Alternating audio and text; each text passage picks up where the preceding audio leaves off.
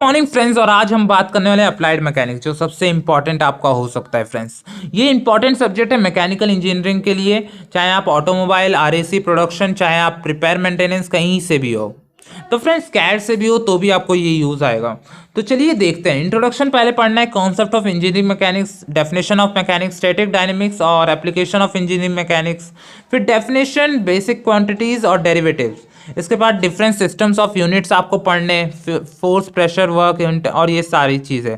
तो फ्रेंड्स ये सब आपने पढ़ा ही होगा, आई होप, जहाँ तक मैंने जानता हूँ। तो फ्रेंड्स इसका आपको बाद में पढ़ना है concept of rigid body, scalar and vector quantities. Basic दिया है, बहुत थोड़ा सा पढ़ना है। लॉ ऑफ फोर्सेस पढ़ना है, जिसमें आप जानते ही होंगे measurement of force in SI unit, types of force, point and concentrated force, UDL मतलब यूनिफॉर्म डिस्ट्रीब्यूटेड फोर्स, और इफेक्ट्स ऑफ फोर्स, कैरेक्टरिस्टिक्स और डिफरेंट फोर्सेस सिस्टम भी पढ़ना है, कोप्लेनर एंड नॉन कोप्लेनर में। कंपोजिशन पढ़ने इनके बाद में फ्रेंड्स आपको पार्टना आना चाहिए, जैसे R cos theta, R sine theta करते थे ना, वो सारी चीज़ें, ग्राफिकली, एनालिटिकली, पॉलीगॉन लॉ और पैरेललोग्राम थ्योरम, सारी चीज़ें पढ़नी है। Free body diagram, equilibrium force और लामी थ्योरम भी पढ़ना है। Types of load, supported beam, types of load भी पढ़ना है, बीम्स भी पढ़ना है और सपोर्ट भी पढ़ना है। मोमेंट के बारे में भी जानना है आपको, concept of moment, moment of a force और वेरिग्नम थ्योरम, प्रिंसिपल ऑफ मोमेंट और parallel concept and general condition of equilibrium bodies and position of resultant force by moment. याद रखिए फ्रेंड्स, अगर आपको यहाँ पर थोड़ा वीकनेस हुई ना, तो आपका स्ट्रेंथ ऑफ मटेरियल खराब हो जा सकता है, जो थर्ड सेमेस्टर में, इसीलिए प्लीज इसको अच्छे से पढ़िएगा।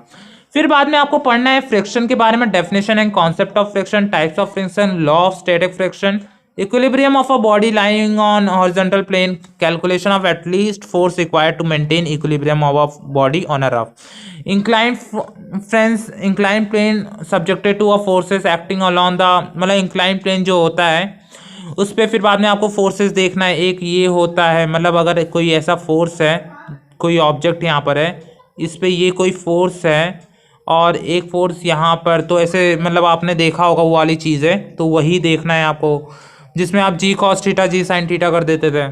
सेंटर ऑफ ग्रेविटी भी आपको पढ़ना है फ्रेंड्स, याद रखिए। सेंटर ऑफ ग्रेविटी में concept, definition of centroid plane figures, determination of centroid plane, composition, lamina, determination of centre of gravity of solid body, cone, cylinder, hemisphere and sphere composite bodies. इसके बाद आपको simple machines पढ़ना है, जिसमें definition of effort, velocity ratio, mechanical advantage.